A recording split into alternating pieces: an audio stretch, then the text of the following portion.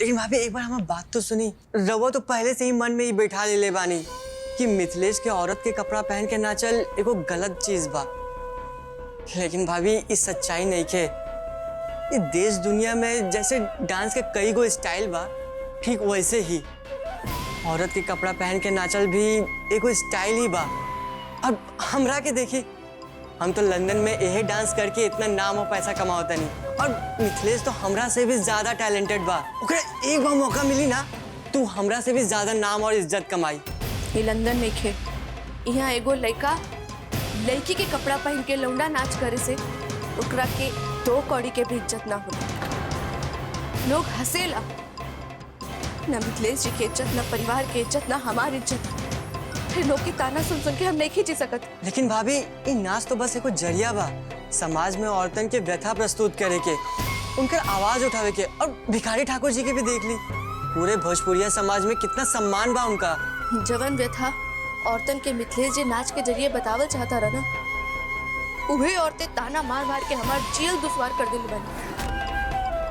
अरे मिथिलेश जी के अगर समाज सेवा करे के बा तो बहुत तरीका बा, ऐसे करी समाज सेवा। अरे हम मदद करब, बस ये नाच गाना छोड़ दो, हमरा से नहीं बर्दाश्त। वैसे भी हमार ब्याह तो मजबूर में भइल बा, बाकी अब कोनो मजबूरी नहीं है। हम ये रिश्ता और ये घर छोड़ के जाते हैं।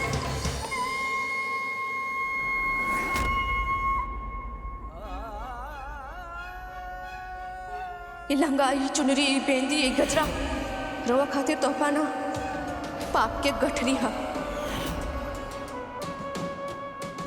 कि हमरा के ये राउर लहंगा पहना वो लड़कियन की तरह तैयार होकर नाचब हमरा के बिल्कुल पसंद नहीं की। और आज हम फैसला कर लेले बानी कि हम ये घर छोड़ के, सबसे रिश्ता तोड़ के जा रहल बानी। मिथिलेश भैया, भैया रोबे से कोनो रास्ता ना निकली। इतना दिन तक तो हम सबके यह लगत रहे कि राव रुपया पूरा मन से भइल बा, केहू के भनक तक ना लागल कि हे एगो मजबूरी में भइल ब्याह बा, और रउआ दोनों लोग के सफलता बाई है। बस रउआ हमरा और चैताली के खातिर ब्याह कैनी, और रितु भाभी अपना बाबूजी खातिर कैली ब्याह। रउआ दोनों लोग बलिदान देले बानी जा। सच में रउआ बहुत अच्छा लोग बानी, तबे तो ए मजबूरी के ब्याह के भी दोनों जन कितना खूबसूरती से निभावनी। भैया हम तो कहा था नहीं कि रउआ लोग के कब वो अलग होके के ना चाहिए, बल्कि हमेशा एक दूसरे के संगे रहे के चाहिए।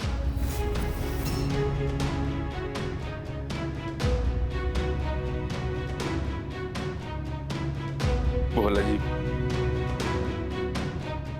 ये बात हम जानते हैं। रितु जी के हम बहुत इज्जत करें। उनका वीडियो बने के सपना, उनकर भावना के भी दिल से हम इज्जत में और इज्जत करत रहो हम हरदम। अब आपे बताएं कि ऐसा जीवन संगनी के ना चाहिए अपना जीवन में, लेकिन हमारे चाहला से का हुई? हमारे चाहला से तो हर चीज ना हो सके। रितु जी तो हमारे और हमारे न चला के भी नफरत करेली। मिथिलेश भैया हम तो कहा था नहीं कि रउआ के कुछ दिन खातिर नाचे बंद कर देवे के चाहिए, और फिर जब बाद में रितु भाभी खुश हो जाइए और दोनों की गृहस्थी अच्छे से बस जाई, सब एकदम ठीक हो जाई, तो रितु भाभी के समझा बुझा के दोबारा फिर से डांस शुरू कर दिया। भैया अपना दिमाग ठंडा करा और हमारी बात मान ला। भोला बाबू का करता रहे बेवकूफ कहीं का। इतना बढ़िया से घर जमाई बना के लिए नहीं, हमरे पैर पे कुल्हाड़ी मारे के इंतजाम करता रहे। नाच खाती रितुआ मिथिलेश लड़ तरह तो लड़े देश तारा उससे का लड़ लुड़ के वो इज्जत से चल जाई, तबे घर के लोग के भलाई बा। अब वैसे भी केकरा चाहिए इतना पढ़ा लिखल पतो जे आके घर पे कब्जा कर ले, सब पे रोब झाड़े, हमरो के कुछ ना बुझे।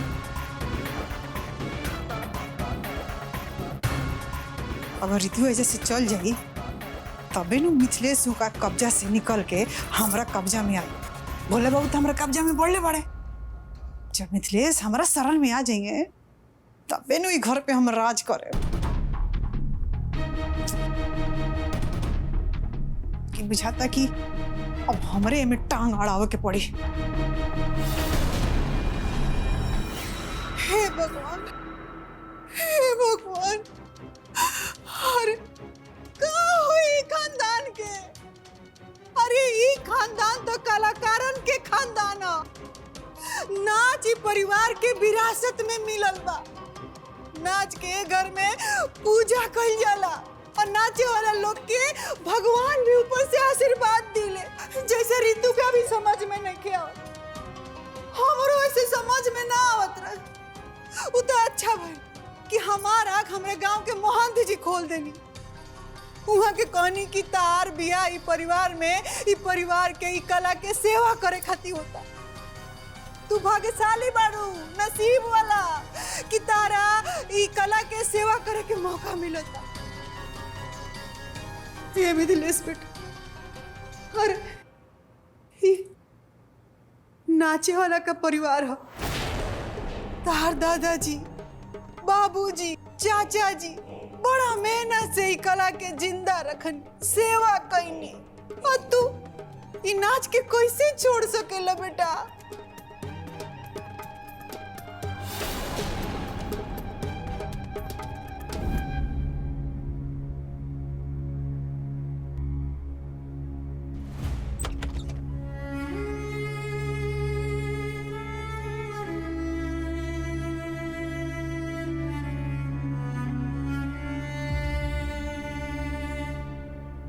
ऋतु जी ई का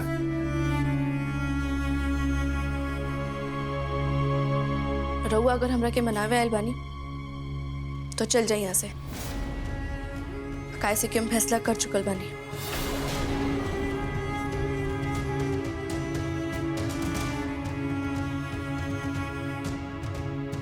ई का करतनी, छोड़ दियो करे कोई जे।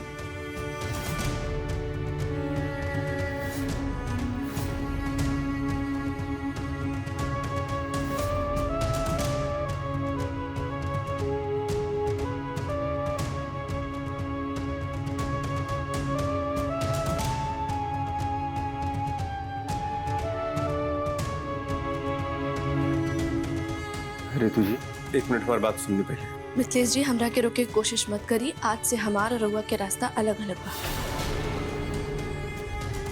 हम दोनों जन एक दूसरा के खातिर अनजान बने।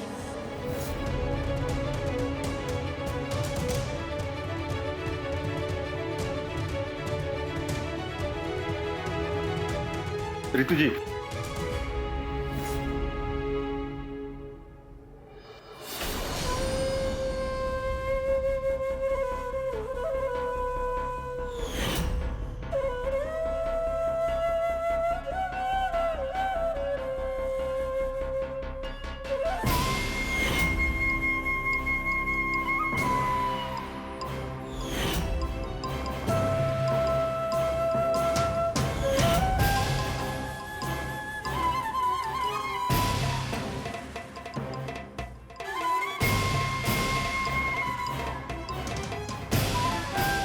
ऋतु जी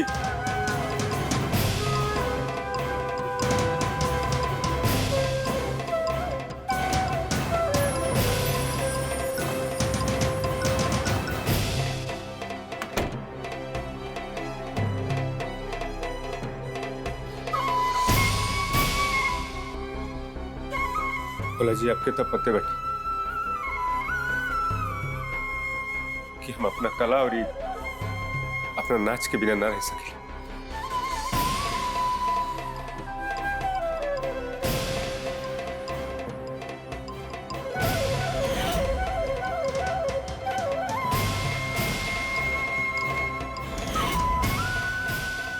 ये उपहार के आप कम से कम सम्मान ना कर सके तो अपमान भी मत।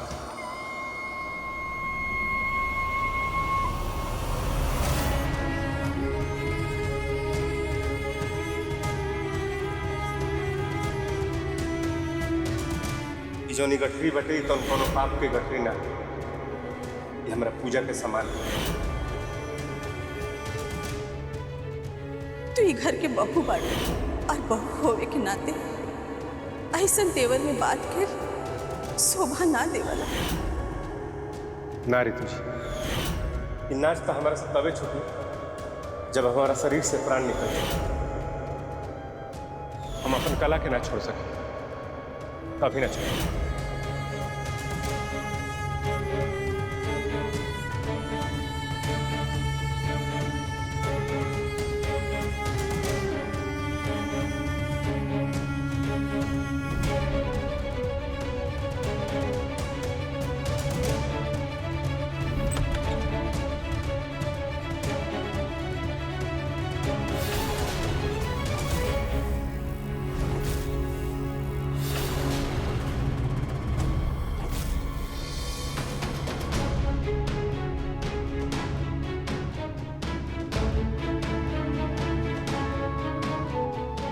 बाबूजी,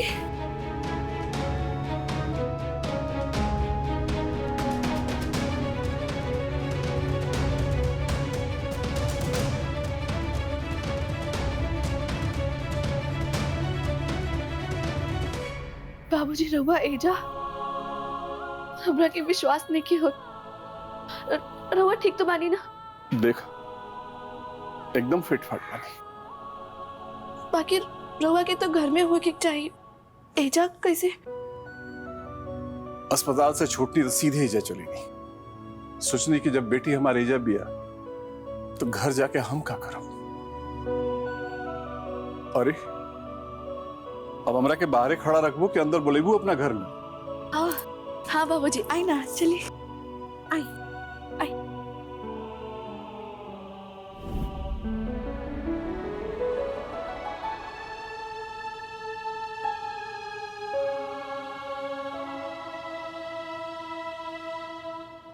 देखा तारा खातिर हम का ले गए।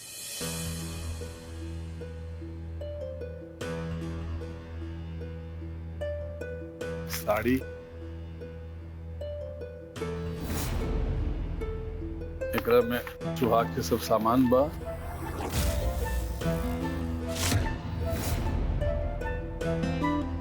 तो अपने से निकाल के सब देखा।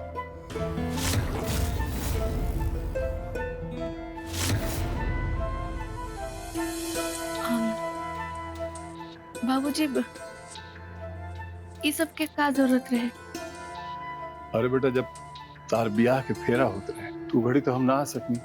अब मौका बात तो काहे ना ले, यही से ले। ये सब का होता हमरे साथ है।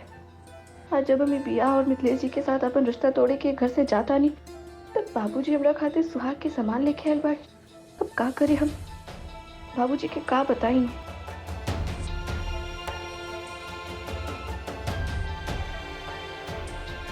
हमरा के ये सब ना चाहिए बाबूजी।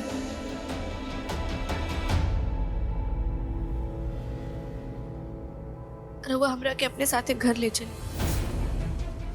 हम नहीं रह सकती नचनिया संगे। अब देखा तो लोग आपस में झगड़ा मत कर। जल्दबाजी में कब्बो कोई फैसला ना करे के चाहिए। अगर मिथिलेश से अलग होके के ये कारण बा कि वो नाचेला और ओकर नाचना गाना तारा पसंद नहीं है, तो एकर हमरा पास उपाय बा।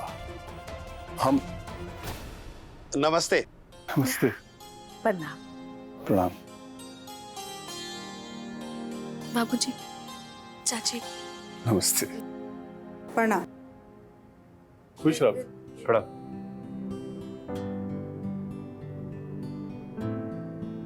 बाबूजी, आप अचानक कैसे? सब ठीक बा ना? आपके तबीयत कैसे बैठे? अब हम बहुत स्वस्थ बानी। अस्पताल से छुट्टी मिलने के बाद हम सीधे एजा चलेंगे। और एजा इला के बाद हमरा लागत है कि हम एजा के ठीक कही है।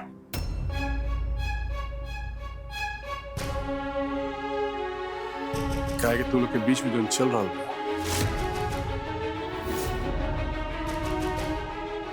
हमें सब पता चल गया।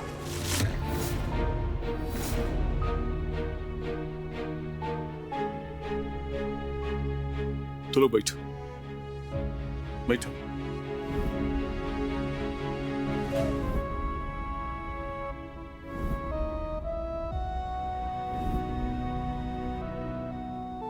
ऋतु बेटा, जिंदगी में ब्याह बड़ा मुश्किल से होला और अगर ठीक से निभावल ना गई तो बहुत जल्दी टूट भी जाला।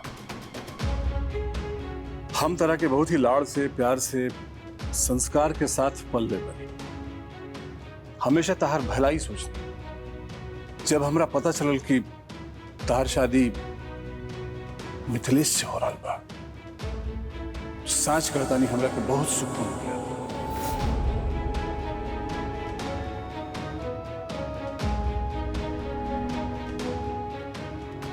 हमरा विश्वास बा कि मिथिलेश से अच्छा जीवन साथी तेरा ना मिली।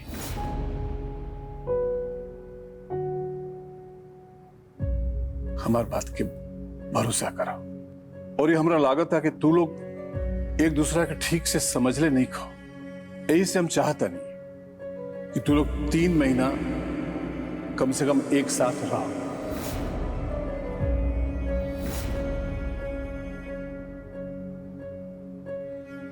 कोनो फैसला ओकरा बादे करिया। देखा कबो कबो का होला कि केहू के साथ ना रहला पर ओकर कमी अच्छाई आदमी के पता ना चले। जब आदमी साथ रहेला तो एक दूसरा के अच्छाई बुराई समझ में आवेला, गलतफहमी दूर होला। हो सकेला कि तू लोग एक दूसरा के इतना अच्छाई समझ में आ जाओ कि कमी और गलतफहमी नजरअंदाज हो जाओ।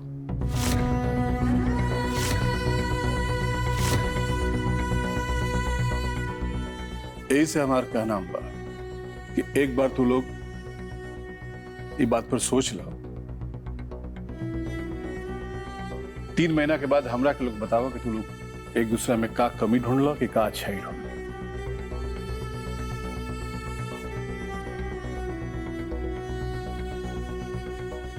का बेटा हम गलत कहल बनी? ना बाबूजी, आप बिल्कुल सही कहते हैं।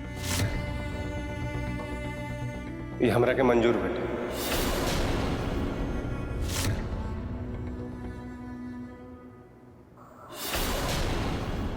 भाई साहब, रउआ बिल्कुल ठीक बात कह रही। 3 महीना ये लोग साथ में रही तो एक दूसरे के अच्छे से समझ बुझ ली।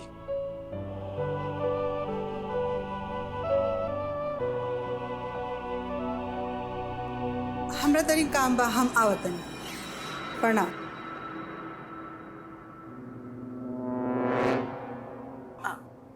प्रीति, जा बेटा चाय नाश्ता ले आवा। हाँ माई।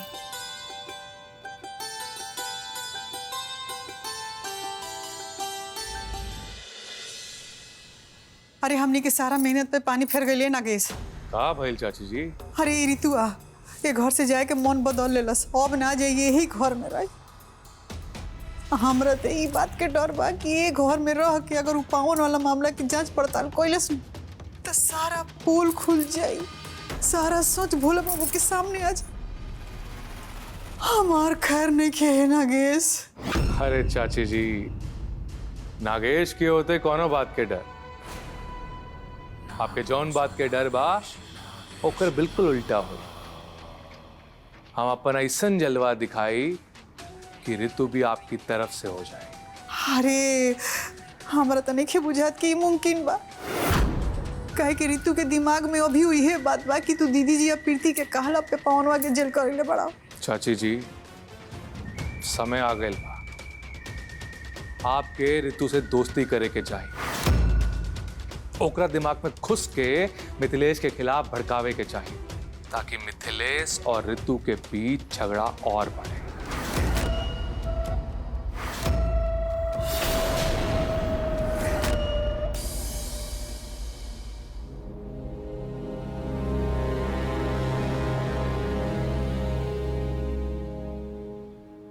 बाबूजी जैसे कहनी, हाँ अब हम वैसे ही करब।